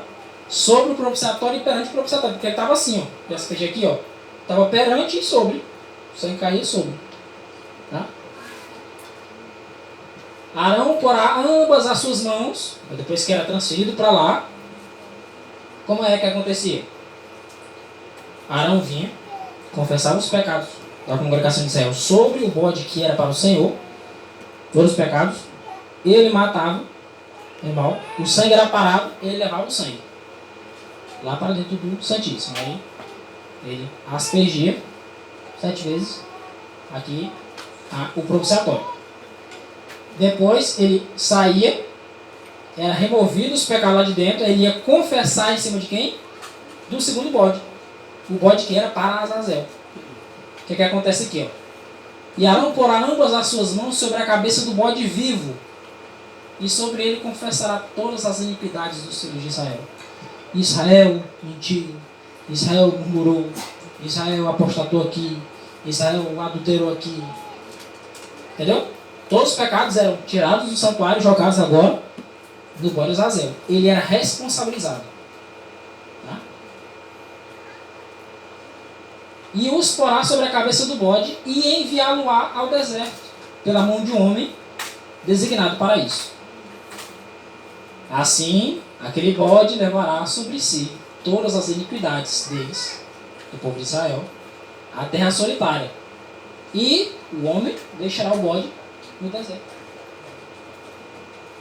Apocalipse capítulo 20, versículos 1 e 2. E vi descer do céu um anjo. Lembra do homem designado para isso? Lá do Antigo Testamento? Anjo tem asa ou não tem? Tem asa, não tem? Né? O homem designado para isso tinha asa? Não. Não dá para dar para aplicação, agora não bate muito com a realidade, né? Dá uma ilustração, não é igual não. E vi descer do céu um anjo que tinha a chave do abismo. Esse anjo representa o homem designado para isso, para levar o bode ao deserto. E uma grande cadeia na sua mão. Cadeia, irmão, o cara trouxe uma cadeia. Corrente. Tá? A expressão utilizada para corrente. E prendeu o dragão, a antiga serpente, que é o diabo e Satanás. Só para ficar claro, não são dois, hein? É só um. São nomes diferentes do mesmo ser. E amarrou por 1000 anos. É interessante. Me diga uma coisa. O bode, será que pode morrer no mesmo dia, no mesmo instante?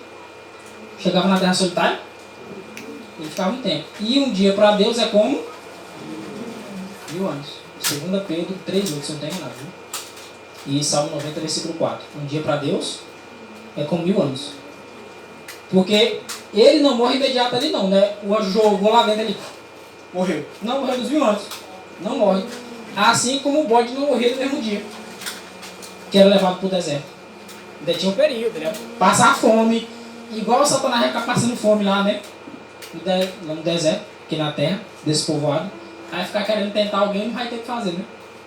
Que o alimento dele é esse, é tentar o povo. É fazer alguém cair em transgressão. Não vai ter quem, vai ficar lá, passando fome. E lançou no abismo. Abismo. Gênesis capítulo 1. Que o pessoal diz assim, não. A terra. Abismo. No princípio, Deus criou o céu e a terra. A terra era sem forma e vazia. O que mais? O Espírito de Deus parava sobre as... E havia trevas sobre a face do abismo. O Espírito de Deus parava sobre as águas também. Né? Havia trevas sobre a face do abismo. Qual era o abismo?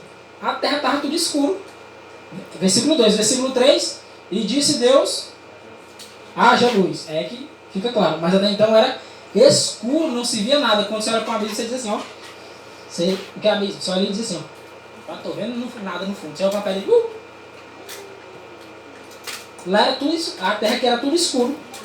Por isso a ideia de abismo.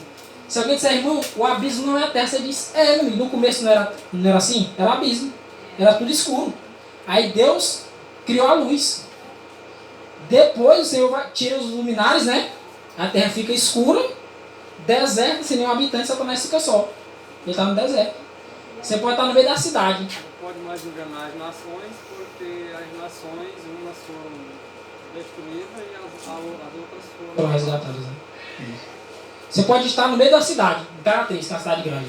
Mas não tem ninguém, a pessoa diz assim, aqui está deserto, né? O pessoal pensa que tem que ser o deserto literal, o deserto do Saara, né, por exemplo. Não, pode estar no meio de onde for, no meio da cidade. Mas não tem ninguém, você diz, rapaz, que está no deserto. Satanás sem ninguém, no deserto, é um abismo, tá? Até que os 1000 anos se acabem. Ele não vai poder enganar mais ninguém. E depois importa que seja solto por um pouco de tempo. Tá? Por isso que eu disse, ele não morre, assim como o bode emissário não morria no mesmo dia em que era levado para o deserto, Satanás não é destruído no mesmo dia em que é preso na terra. Ou seja, nos mesmos 1000 anos. Ele morre depois dos 1000 anos. E ainda tem um detalhe, não morre assim que Cristo voltar não. Porque a cidade santa vai descer sobre a terra. Eles ainda vão construir armas e vão sair rumo ao Monte das Oliveiras, onde a cidade santa foi descida. Lembra de Zacarias? O pé de Cristo foi tocado no Monte das Oliveiras e ela tornou-se uma grande planície para que a cidade de Deus fosse ali estabelecida. Diz que todos os que se perderam, ainda Satanás passa a enganar novamente. Como? Mas eles já morreram sem Cristo? Mas quem é que quer morrer sem Cristo? Quantos crentes não morreram achando que morreram em Cristo? E não vão se perder? E Satanás vai dizer o seguinte, olha aquela cidadezinha bem pequenininha comparada à nossa multidão. Eu ressuscitei vocês, vamos lá tomá-la. Isso é o que, irmãos? Não é engano, não? Aí eles acham que por ser maioria vão tomar aquela cidade, aí é onde desce fogo do céu, conforme está escrito em Apocalipse. É por isso que está dizendo, não importa que ele seja solto por um pouco de tempo. Agora esse pouco de tempo, você vai dizer assim, é um 20 dias, um mês? Pode ser mais. É o tempo suficiente, eu acho que você para construir uma arma, alguma coisa nesse sentido, não é simplesinho assim não. Demora um certo tempo. Não tem, porque na escuridão, um ferro, por mais grosseiro, não aguenta 200 anos no escuro, sem sol. Ainda mais 1000, né? Quanto mais 1000. 1000 anos é o suficiente para ser destruído tudo. E pior que sem sombra morre tudo quanto é árvore.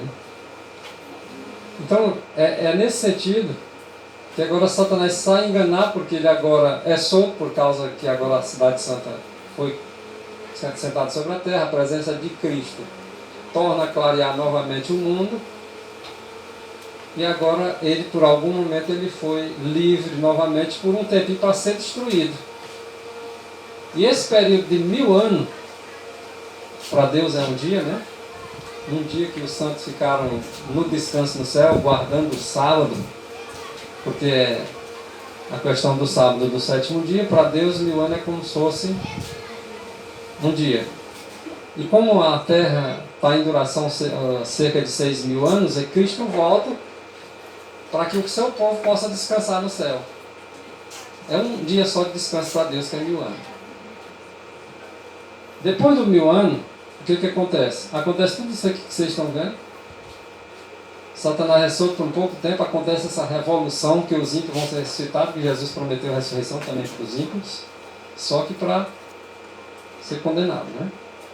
Satanás também será condenado, queimado, e não vai existir nem raiz e nem ramos. Agora se cumprirá a promessa: os santos herdarão a terra. Passaram um dia no céu, mas a herança deles é a terra. E eles vão agora habitar o quê? Na terra. Com a presença de quem?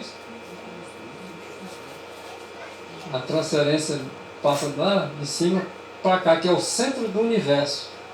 A terra é o centro do universo.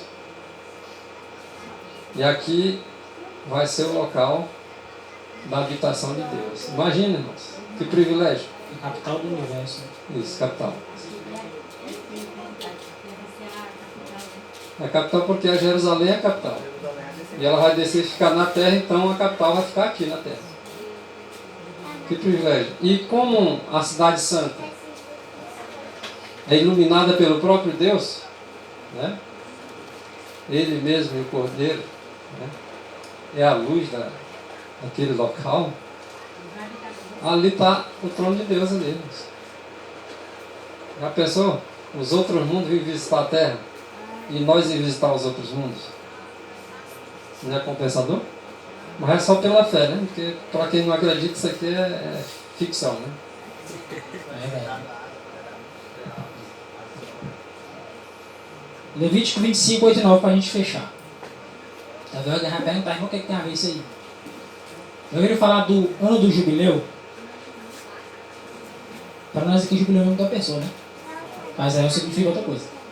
Havia, além do sábado semanal, havia um sábado anual. Ou seja, a cada 7 anos, o 7º ano era um ano de descanso. Só que havia um outro ciclo. Depois de 7 sábados anuais, ou seja, depois de 49 anos passados, tendo havido 7 sábados cerimoniais, o ano 50 era ano do jubileu. Não, mas estou falando de da expiação, não é de jubileu, né? Mas olha o que é interessante. No ano 49, desse ciclo de 50, no ano 49, quando acabava a expiação, o dia da expiação se encerrava, o que acontecia? Também contarás 7 semanas de anos, 7 vezes 7 anos, 7 vezes 7, 49, de maneira que os dias das 7 semanas de anos te serão 49 anos. Então, no mês 7º, aos 10 do mês, o que acontece no mês 7º, aos 10 do mês? Expiação. Farás passar a trombeta do jubileu. No dia da expiação, fareis passar a trombeta por toda a vossa terra. Essa trombeta aqui é falada no Novo Testamento também. Mas 7 trombetas. 1 Tessalonicenses 4. Ouvida a voz do arcanjo, ressoada a trombeta de Deus, é porque terminou a expiação. Aí tem um anúncio, ó. Agora vai começar o jubileu. E o que é o jubileu? Esse detalhe que o irmão citou. A terra que foi criada para o homem foi usurpada por Satanás. Satanás fez Adão pecar. E então Adão perdeu o domínio para Satanás. Agora, no ano do jubileu, que representa o resgate da terra para o povo de Deus, a herança vai ser devolvida para o povo de Deus. No dia da expiação, esse dia da expiação que está acontecendo hoje, nós estamos vivendo, é esse aqui, ó. O do ano 49. Simbolicamente, viu? O do ano 49. Quando ele terminar, vai acontecer o jubileu. Porque tinha expiação todo ano, não tinha? Uma vez no ano, todo ano tinha. Mas o que realmente mais se aproxima do antítipo é esse aqui. Terminada essa expiação que Cristo está fazendo no santuário, quando ele removeu os pecados, lançaram sobre Satanás. E Satanás então foi destruído, junto com os pecadores. A nova terra desce do céu da parte de Deus, conforme Apocalipse capítulo 21. E aí, a herança dos santos é devolvida. Porque no ano do jubileu, todas as terras que o povo tinha vendido por necessidade, tinha que voltar para o dono. Ah, o Maurício ficou pobre e não tinha como sobreviver, mas tem terra. O que ele vai fazer? Vou vender para o Marquinhos. No ano do jubileu, o Marquinhos tinha que me devolver. Não precisava pagar nada, não. No ano do jubileu, tinha que me devolver. Que era para não haver pobre, né? Ele me devolvia. Nesse período, Satanás devolve. Queira ou não queira, meu filho. Não tem negócio de querer, não. Se não quiser, sabe o que acontecia? O que acontecia? Morria. Morria. Quem não cumpriu o ano do jubileu, morria. Se uma pessoa não devolvesse a terra para o dono original, ele era morto. É igual a Satanás. No caso aí, Satanás vai devolver e não morrer. Vai morrer. Porque ele não vai querer devolver. É tanto que ele vai atacar, não é? Não é assim um relato de Apocalipse 20, versículo 7 a 11, mais ou menos. Ele tenta atacar a cidade santa com os ímpios. Aí assim, tu não quer devolver não? Pô, peraí. Vou morrer.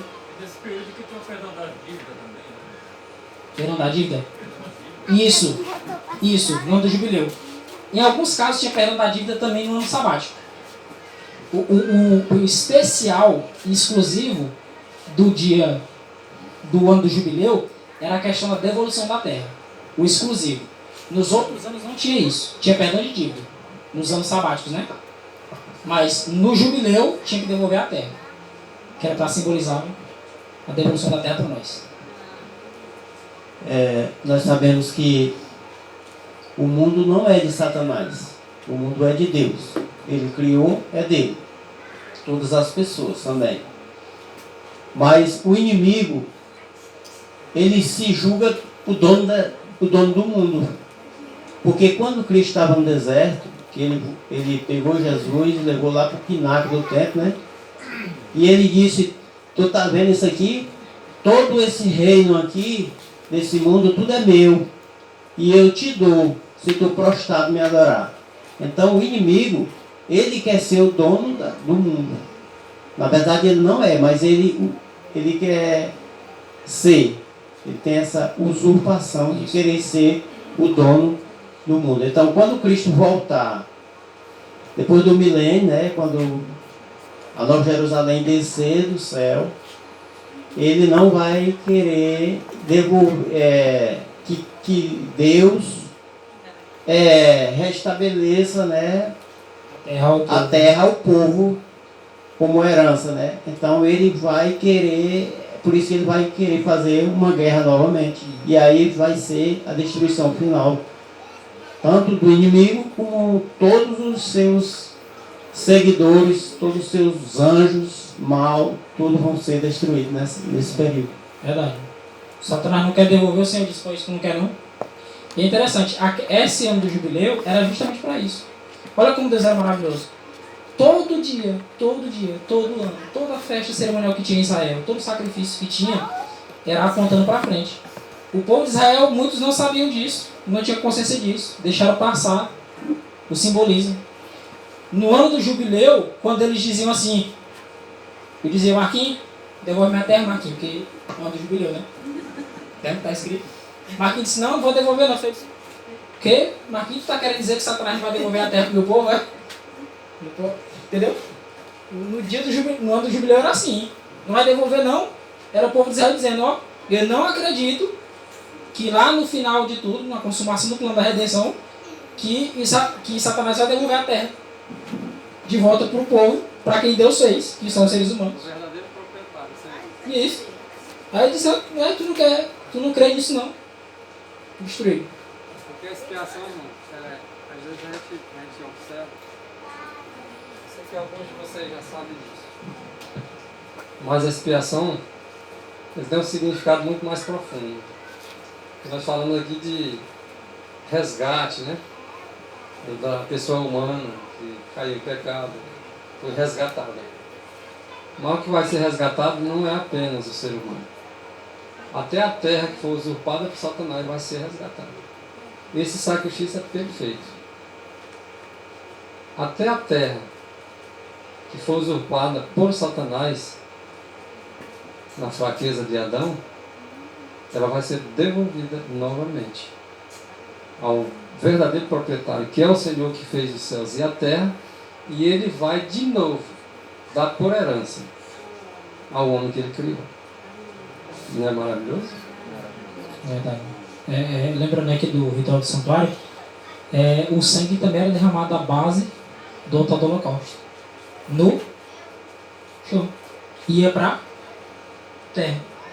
Então a purificação vai acontecer também para a terra. O santuário, mas também vai acontecer para a terra.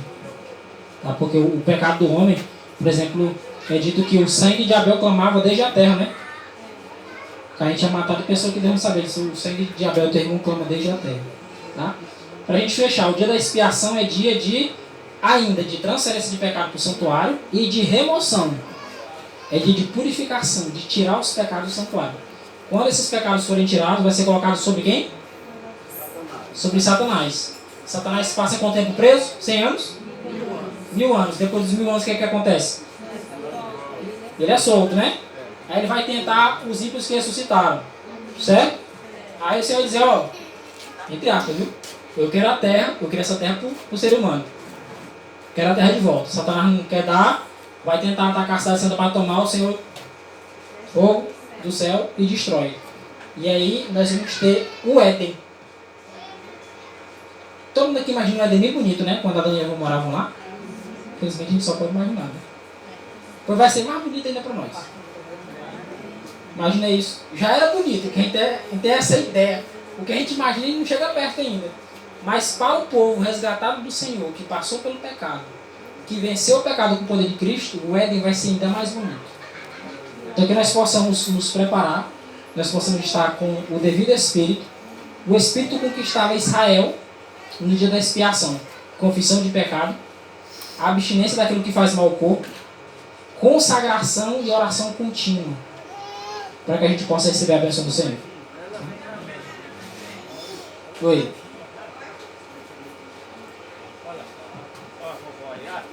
Olha isso. A gente vai começar.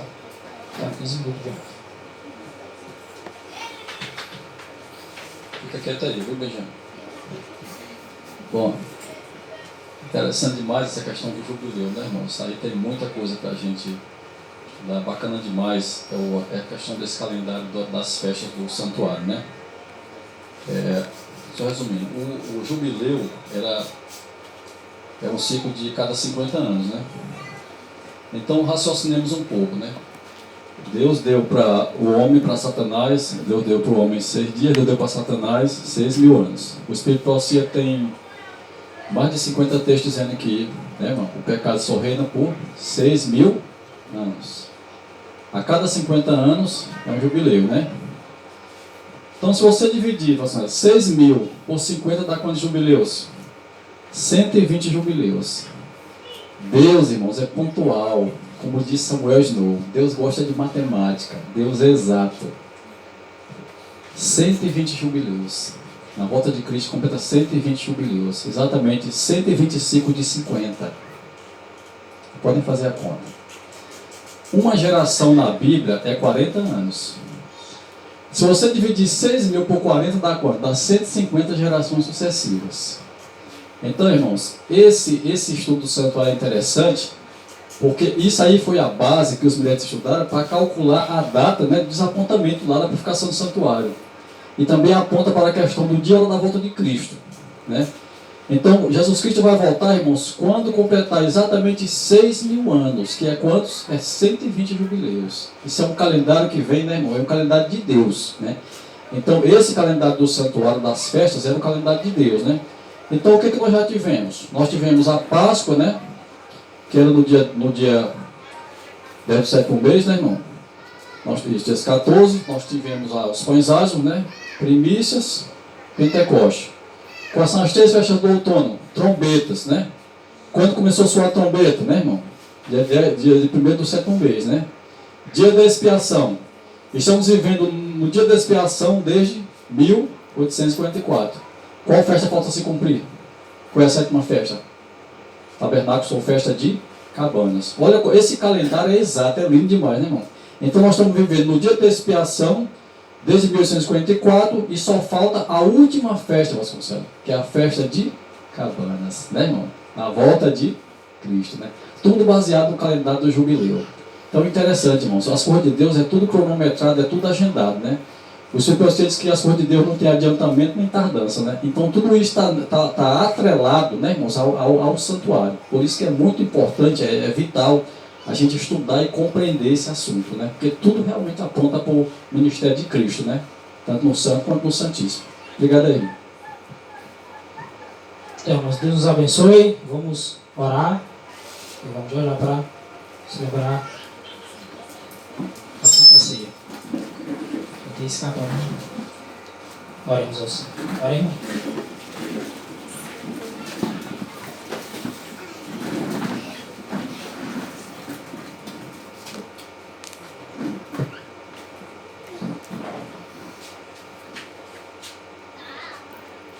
Senhor nosso Deus, nosso Pai, Deus Jeová, Criador do Universo.